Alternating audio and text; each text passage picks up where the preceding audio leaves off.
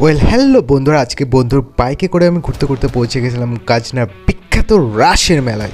এই মেলাটা এতই বিখ্যাত যে এখানে বিভিন্ন গ্রামের থেকে মানুষের ভিড় জমে। তো আমি প্রথমে পৌঁছাই মেলার মধ্যে, ও মেলায় বিভিন্ন দোকানের মেলে বসেছে আর বিভিন্ন সফটায় ও সেই সাথে তেলে ভাজা। আমি একটু তেলে ভাজা নিই আর সেখান থেকে মেলার দর্শন শুরু হয়।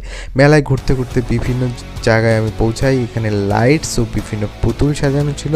পুতুলগুলো নড়ছিল, তো পুতুলের মধ্যে কারো এক্স তাকে কামড়াচ্ছে, তো কেউ ঢেকে পাড়াচ্ছে।